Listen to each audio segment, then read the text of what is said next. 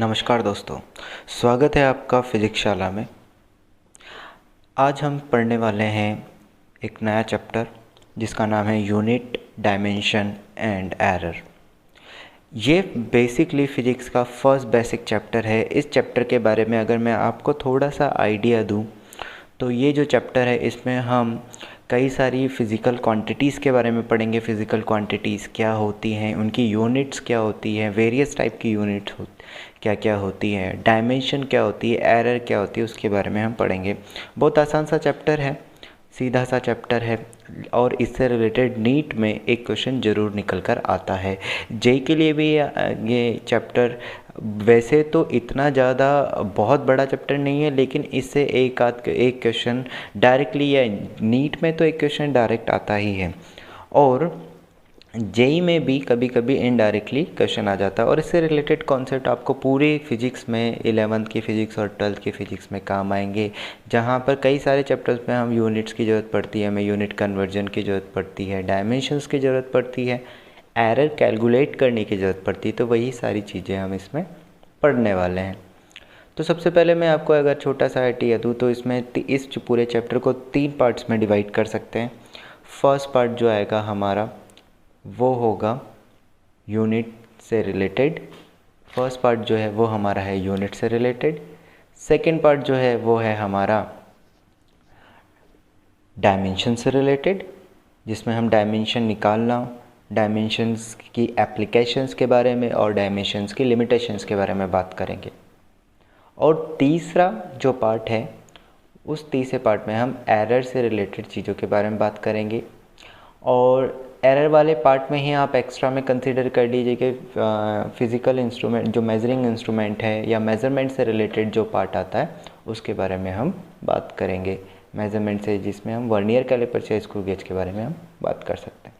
तो आइए सबसे पहले मैं आपको ये बता दूं कि ये आसान सा चैप्टर है, तो आप लोग आराम से सुनिए इस चैप्टर को। मैं जो बोल रहा हूँ ध्यान से कॉन्सेंट्रेट होकर सुनिए, आपको बहुत सारी चीज़ें समझ में आएंगी, आराम से समझ में आएंगी।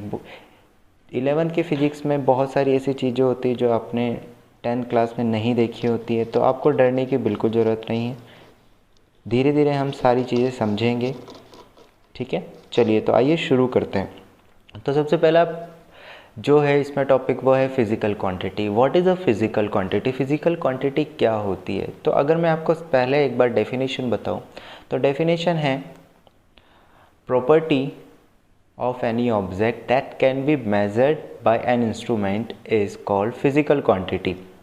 मतलब कि अगर कोई ऑब्जेक्ट जिसकी फ़िज़िकल क्वांटिटी तो कोई भी ऑब्जेक्ट है, उस ऑब्जेक्ट की कोई भी प्रॉपर्टी जिसको हम डायरेक्टली इंस्ट्रूमेंट के थ्रू मेज़र कर सकते हैं उसको हम क्या बोल देते हैं? फ़िज़िकल क्वांटिटी बोल देते हैं, ठीक है। जैसे मान लीजिए ये मेरे पास एक पेन दिया हुआ है, इस पेन की लेंथ को मैं मेज़र कर सकता हूँ स्केल के थ्रू, तो इस पेन की जो लेंथ होगी that is a physical quantity. ये पेन कोई फिज़िकल क्वांटिटी नहीं है, ठीक है। कोई ऑब्जेक्ट फिज़िकल क्वांटिटी नहीं होता। उस ऑब्जेक्ट की जिस चीज़ को हम मेज़र कर सकते हैं लेंथ किसी भी इंस्ट्रूमेंट के थ्रू, जरूरी नहीं है बहुत बड़ा इंस्ट्रूमेंट बोलने का मतलब एनी हाउ अगर हम उसको मेज़र कर सके physically, that is physical quantity. जैसे इस पेन की लेंथ को मेज़र कर सकते हैं, इसकी विड्थ को मेज़र कर सकते हैं, वो एक फ़िज़िकल क्वांटिटी है। सिमिलरली मान लीजिए आपके पास एक बकेट है, उस बकेट में वाटर रखा हुआ है। वो वाटर तो एक अमाउंट, वाटर जो है वो तो एक ऑब्जेक्ट है या मैटर है, लेकिन उस ऑब्जेक्ट का, उस वाटर का अमाउंट कितना है, उसका मास कितना है, उसका वॉल्यूम कितना है, तो उसका वॉल्यूम हम मेज़र कर सकते हैं, उसका मास भी हम मेज़र कर सकते हैं। तो वो मास एक फ़िज़िकल क्वांटिटी होगी, वॉल्यूम एक फ़िज़िकल क्वांटिटी होगी। अगर हम एक जगह से मान लीजिए हम किसी एक ए प्लेस से बी प्लेस पर जा रहे हैं, तो ए से बी प्लेस पर अगर हम जा रहे हैं तो उस प्लेस के बीच की जो डिस्टेंस है वो एक फ़िज़िकल, क्योंकि डिस्टेंस को हम डायरेक्टली मेज़र कर सकते हैं तो उसको हम एक फ़िज़िकल क्वांटिटी बोलेंगे। रास्ते को फ़िज़िकल क्वांटिटी नहीं बोलेंगे, लेकिन रास्ते की लेंथ को हम फ़िज़िकल क्वांटिटी बोलेंगे। उसी तरीके से ह्यूमन बॉडी है, ह्यूमन बॉडी एक फ़िज़िकल क्वांटिटी नहीं है, वो तो एक ऑब्जेक्ट है या एक पर्टिकुलर अमाउंट ऑफ मैटर या मैटर कुछ है। लेकिन फिज़िकल उस ह्यूमन बॉडी की हाइट, किसी भी पर्सन की हाइट कितनी है वो एक फ़िज़िकल क्वांटिटी है, उसका मास कितना है वो एक फ़िज़िकल क्वांटिटी है, उसके अंदर कितना अमाउंट ऑफ ब्लड है वो एक फ़िज़िकल क्वांटिटी। ब्लड कोई फ़िज़िकल क्वांटिटी नहीं है, लेकिन ब्लड की किस चीज़ को हम, जिस भी चीज़ को हम मेज़र कर सके वो एक फ़िज़िकल क्वांटिटी है, ठीक है, आई होप आपको ये चीज़ समझ में आ रही होगी। अब अगर आगे बढ़े हम, फिजिकल क्वांटिटी दो टाइप की होती है, एक होती है इसमें बेसिक क्वांटिटी और एक होती है डिराइव क्वांटिटी। टाइप इसके बेसिक क्वांटिटी, बेस क्वांटिटी या इन तीनों में से कुछ भी बोल सकते हैं, और अगला यहाँ पर आ जाएगा डिराइव क्वांटिटी। तो ये दो टाइप होते हैं। अब ये क्या होती है उसको समझाने से पहले मैं आपको एक छोटी सी चीज़ समझाता हूँ, इससे आपको बहुत इजीली ये चीज़ समझ में आने वाली है। देखिए, मैं आपको इसकी पूरी एक चीज़ बताता हूँ कि किस तरीके से फिज़िकल बेसिक क्वांटिटी क्या होती है और डिराइव क्वांटिटी क्या होती है। ठीक है, जैसे मेरी बात सुनिएगा कि जैसे मान लीजिए इंग्लिश के जो अल्फ़ाबेट होता है, इंग्लिश अल्फ़ाबेट में 26 लेटर्स होते हैं। अब उन 26 लेटर में ए बी सी डी ये सारे के सारे 26 लेटर हैं। अगर हम इसको बेसिक क्वांटिटी माने या बेस क्वांटिटी या फंडामेंटल क्वांटिटीज़ माने, तो उन वर्ड लेटर से मिलकर अगर लेटर को मिला दिया जाए, लेटर के कॉम्बिनेशन से हम कई सारे वर्ड्स बना सकते हैं। तो वर्ड्स जो बन रहे हैं वो एक तरह से डिराइव क्वांटिटी है। ठीक है, तो कई सारे लेटर्स मिलकर दो से ज़्यादा या मतलब कॉम्बिनेशन से मिलकर, तो वो एक फ़िज़िकल क्वांटिटी, एक डिराइव क्वांटिटी को फॉर्म करते हैं। तो जिस तरह से अल्फ़ाबेट में जो लेटर्स है वो फंडामेंटल क्वांटिटीज़ हैं, फंडामेंटल क्वांटिटीज़ है, और जो वर्ड्स बन रहे हैं वो डिराइव क्वांटिटीज़ है। उसी तरीके से फिज़िक्स में भी क्या होता है, कुछ पर्टिकुलर जो क्वांटिटीज़ हैं उनको बेसिक क्वांटिटीज़ बोल दिया जाता है। अब कैसे, जैसे अब अगर मैं वापस कंपेयर करके बताऊं आप लोगों को कि देखिए, किसी भी वर्ड को ब्रेक के, वर्ड किससे मिलकर बना हुआ है, कोई भी वर्ड अगर दिया हुआ है, सिमिलरली जैसे अगर मान लीजिए, जैसे कि अगर ये फिजिक्स शाला है, लिखा है मैंने, ये फिजिक्स शाला, फिजिक्स कितने वर्ड से मिल, ये एक पूरा एक वर्ड है। अब इसमें से ये कई सारे लेटर से मिलकर बना है, तो ये हर जितने भी लेटर्स है, इन सारे लेटर्स को हम फंडामेंटल क्वांटिटी बोल सकते हैं। और जो ये शाला भी एक वर्ड है, तो ये इसको भी एक तरह से डिराइव क्वांटिटी कंसिडर करो। और ये जितने भी डिराइव क्वांटिटीज़ हैं, ये डिराइव क्वांटिटी ये कई सारे लेटर से मिलकर बनी हुई। इसी तरीके फिजिक्स में हर कोई कई सारी फिजिकल क्वांटिटी होती, कई सारी हो सकती है, बहुत सारी हम पढ़ेंगे, है ना, कई सारी आपको 11th-12th में पढ़ाई जाएगी, और उससे भी ज़्यादा हम बाद में पढ़ेंगे, मतलब जब आप सीनियर क्लासेस में, 12th के बाद जब आप ग्रेजुएशन वगैरह में जाओगे तो वहाँ पे पढ़ाई जाती है। चलो वो खैर बात की बात है। तो फिजिक्स में इस तरीके से जैसे कई सारे लेटर्स जो हैं वो मिलकर, उसी तरीके से क्या होता है, फिजिक्स में भी कई सारी क्वांटिटीज़ होती है। उन क्वांटिटीज़ को रिप्रेजेंट करने के लिए, बनाने के लिए फंडामेंटल क्वांटिटीज़ चाहिए होती है, या आप ऐसा बोल सकते हो कई सारी डिराइव क्वांटिटी जो होती है वो फंडामेंटल क्वांटिटी से मिलकर बनी हुई होती है। तो यहाँ पर अगर मैं बात करूँ तो बेसिक क्वांटिटीज़ जो हैं, बेस क्वांटिटीज़, फिजिक्स में 7 टाइप की बेस क्वांटिटीज़ होती हैं, और तो उन्हीं 7 टाइप की क्वांटिटीज़ से मिलकर बाकी फिज़िकल क्वांटिटीज़ बनी हुई होती है। कौन कौन सी वो बेस क्वांटिटीज़ होती है, देखिए आइए, mass, length, time, electric current, temperature, amount of substance and luminous intensity, ये 7 फंडामेंटल क्वांटिटीज़ होती है या बेस क्वांटिटीज़ होती है। तो अगर फिजिक्स में आप कोई भी क्वांटिटी देखोगे, किसी भी टाइप की अगर फिजिकल क्वांटिटीज़ देखोगे, तो वो या तो इन 7 क्वांटिटीज़ में से एक होगी या इनसे मिलकर बनी हुई होगी। उस फिजिकल क्वांटिटी को लिखने में इनमें से किसी न किसी फिजिकल क्वांटिटी का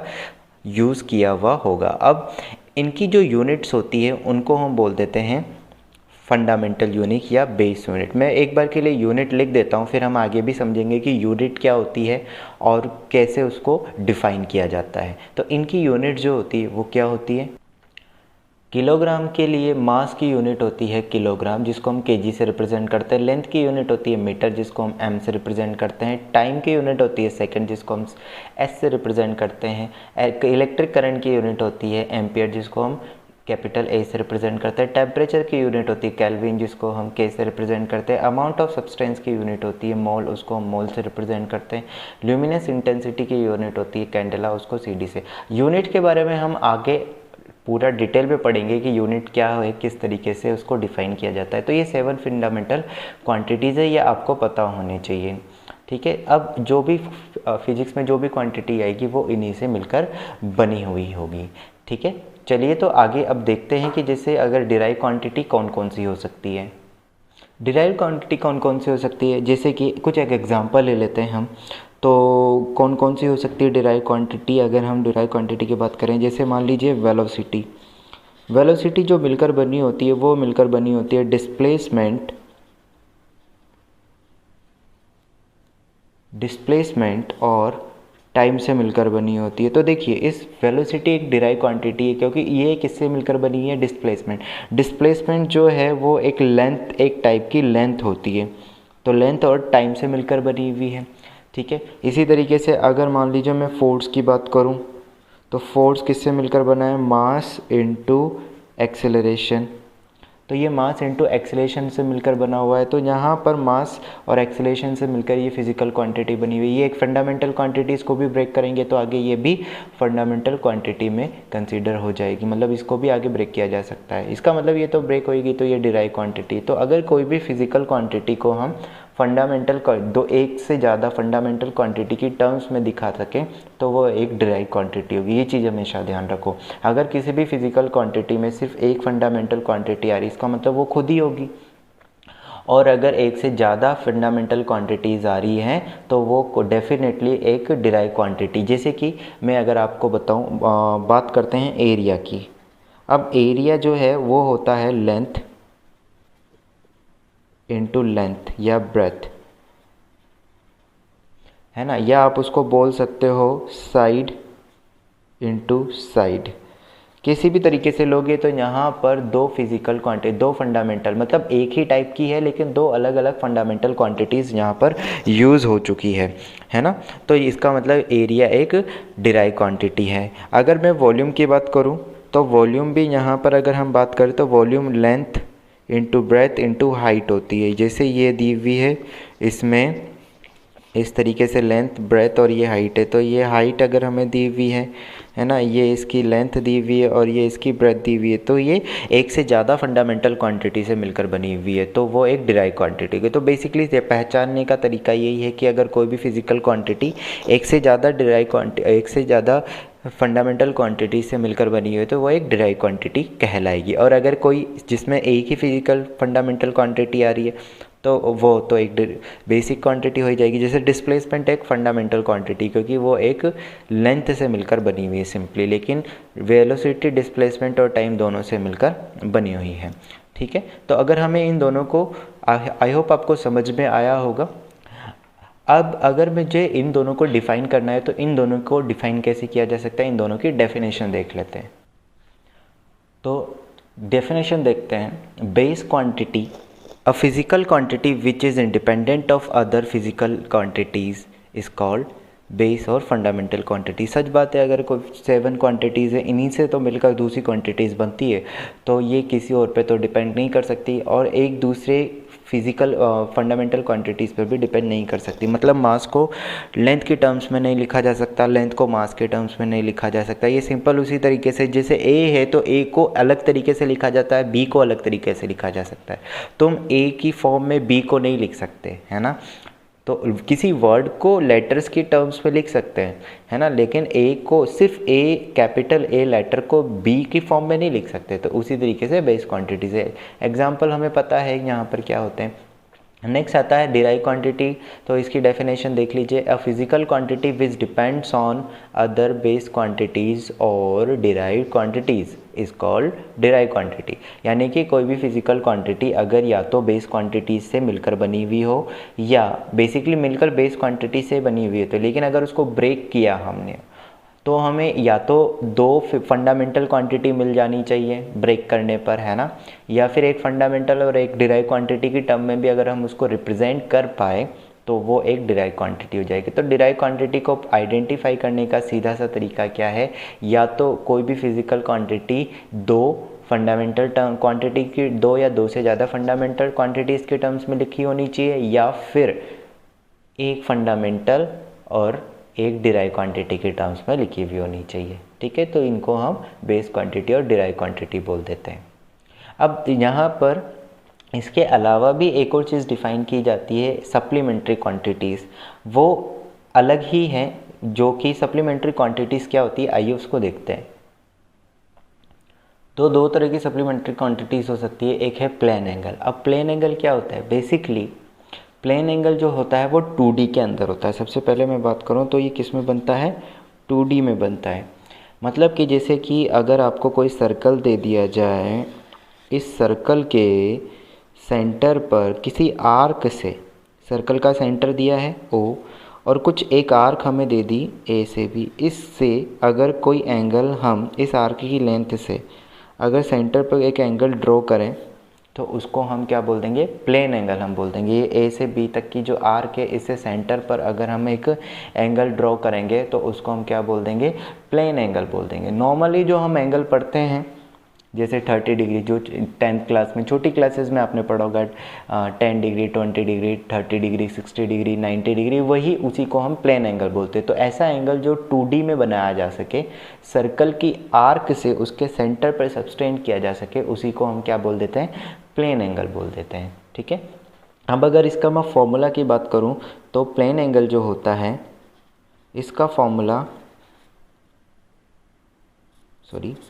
प्लेन एंगल जो होगा इसके फॉर्मूला की अगर बात करूं तो ये होता है arc divided by radius. Arc divided by radius, अगर ये आर्क दी हुई है तो इसको रेडियस से डिवाइड कर दो। प्लेन एंगल को हम थीटा से रिप्रेजेंट करते हैं, तो ये arc divided by small R, ये इस तरीके से हम इसको लिख सकते हैं। अब बात आती है इसकी यूनिट की। एक्चुअली इसकी अगर हम वैसे देखें तो यूनिट जो होती है फिजिक्स में हम इसको बोलते हैं रेडियन, या स्मॉल लेटर्स में अगर हम देखें शॉर्ट फॉर्म में हम RAD की टर्म्स में इसको रिप्रेजेंट करते हैं। ठीक है। लेकिन आर्क और वैसे अगर फंडामेंटल क्वांटिटीज़ की टर्म्स में यूनिट बतानी हो तो फिर यहाँ पर नहीं होगी कुछ भी, तो ये आर्क और ये इसकी हो जाएगी। तो इसकी यूनिट जो होती है वो रेडियन होगी। यूनिट के बारे में हम ये आगे बात करेंगे। तो इसकी यूनिट जो होती है, वैसे आपको थोड़ा बहुत आइडिया होगा यूनिट क्या है, वैसे हम आगे इसमें बस डिटेल में बात करने ही वाले हैं। तो यूनिट यहाँ पर रेडियन हमारे पास इस तरीके से हो जाती है। तो अब आपने पढ़ा होगा कि भाई एंगल जो होता है वो 2 डिग्री, 3 डिग्री, 6 डिग्री इस तरीके से दिया जाता है। ठीक है ना। तो अगर ये डिग्री, फिजिक्स में कभी भी प्लेन एंगल जो भी दिया जाता है, ज़्यादातर हम प्लेन एंगल का यूज़ करते हैं।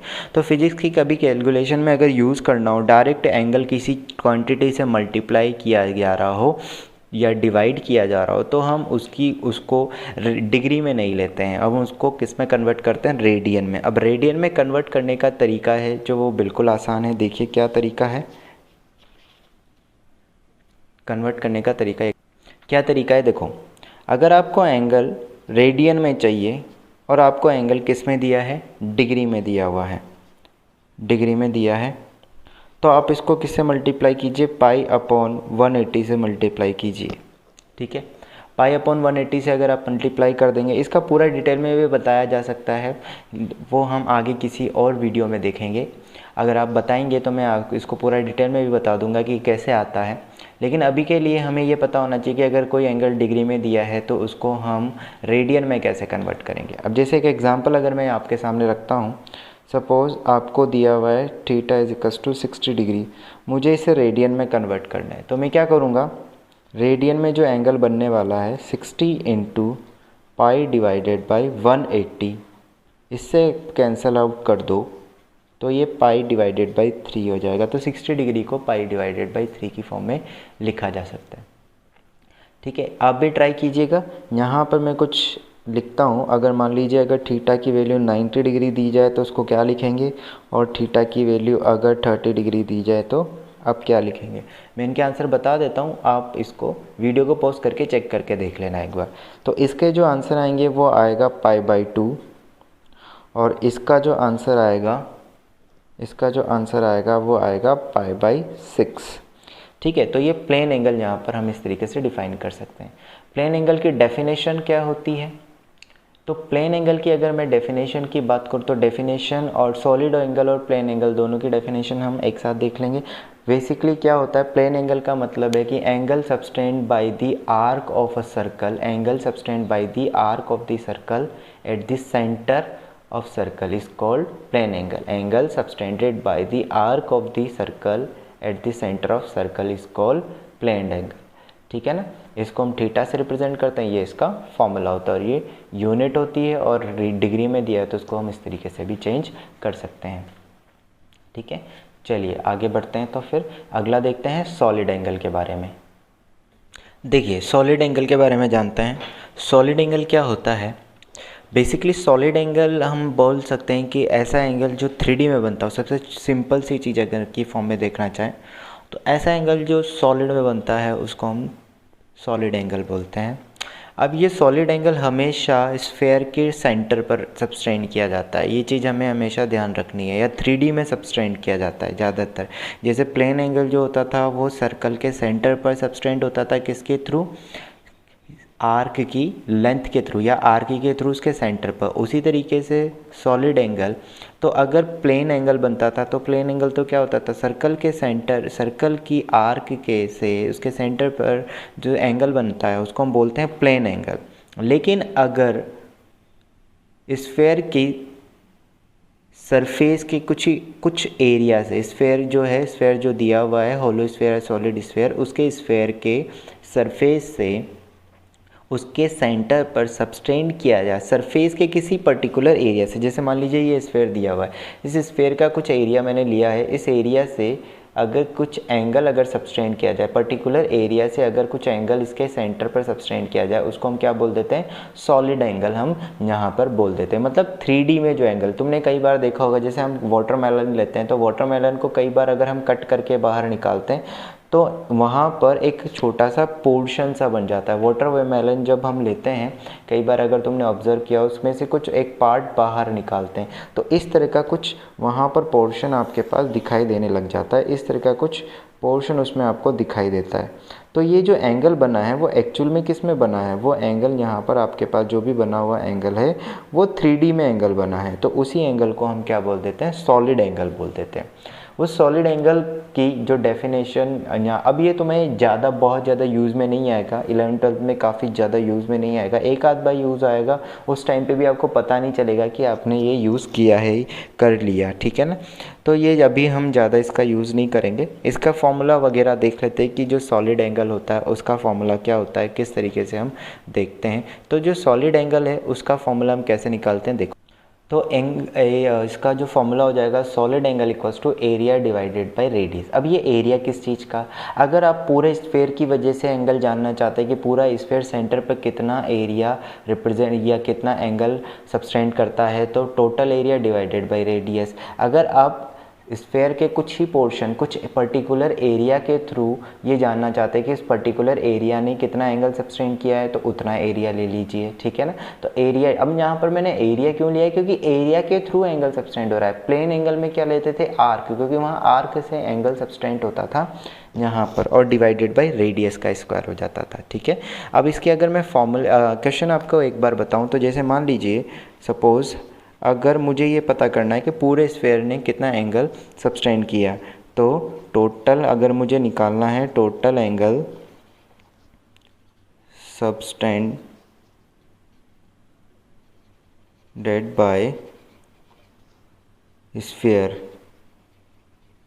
ठीक है। तो अगर मुझे निकालना है तो देखिए, मुझे पता है कि सॉलिड एंगल उस केस में कितना बन जाएगा। सॉलिड एंगल की अगर मैं बात करूं तो कितना बनना चाहिए, सॉलिड एंगल एरिया कितना होता है स्फेयर का, 4πr² डिवाइडेड बाय, ठीक है, और रेडियस कितनी है, r²। तो यहाँ से ये कैंसिल आउट हो गया, तो सॉलिड एंगल में 4π, और इसकी जो यूनिट आएगी वो आएगी स्टेरेडियन, SR। अब ये यहाँ पर आप कंफ्यूज मत होइएगा कि सर पूरे ये तो सर्कल की जैसा सर्कल जैसा रहा है, इसको 3D में बना नहीं सकते, इसलिए मैंने थोड़ा सा इस तरीके से बनाया है, ये है ना। तो स्फेयर को तो हम 3D में ही बना सकते हैं, 2D में तो हम बना नहीं सकते। तो यहाँ पर 4π स्टेरेडियन इसका एंगल हो जाएगा, ठीक है ना। अब मान लो मुझे सिर्फ अकेले सेम हेमीस्फेयर से अगर मुझे एंगल निकालना है, तो हेमीस्फेयर के केस में यहाँ पर कितना हो जाएगा, 2πr² डिवाइडेड बाय r², तो 2π आ जाएगा, ठीक है ना। तो किसी भी सर्कल, किसी भी स्फेयर का अगर आपको एंगल बताना है कि सॉलिड एंगल उसके सेंटर पर कितना होगा, तो आप क्या करो, उस एरिया, उस पर्टिकुलर सरफेस का एरिया डिवाइडेड बाय उस सर्कल, उस स्फेयर की रेडियस, उससे आप अगर डिवाइड कर दोगे तो आपके पास सॉलिड एंगल निकल कर आ जाएगा, ठीक है ना। तो ये सॉलिड एंगल हमारे पास बन जाता है। तो इस तरीके से हमारे पास ये कुछ एक क्वांटिटीज़ हुई, जिसमें हमने फंडामेंटल क्वांटिटी के बारे में बात किया, डिराइव क्वांटिटी के बारे में बात किया, और सॉलिड ये सप्लीमेंट्री क्वांटिटीज़ के बारे में बात किया है। नेक्स्ट वीडियो में हम यूनिट के बारे में बात करेंगे और यूनिट सिस्टम के बारे में बात करेंगे और यूनिट की बेसिक डेफिनेशंस जो होती है यूनिट्स की, उनके बारे में, फंडामेंटल यूनिट्स की डेफिनेशन के बारे में बात करेंगे।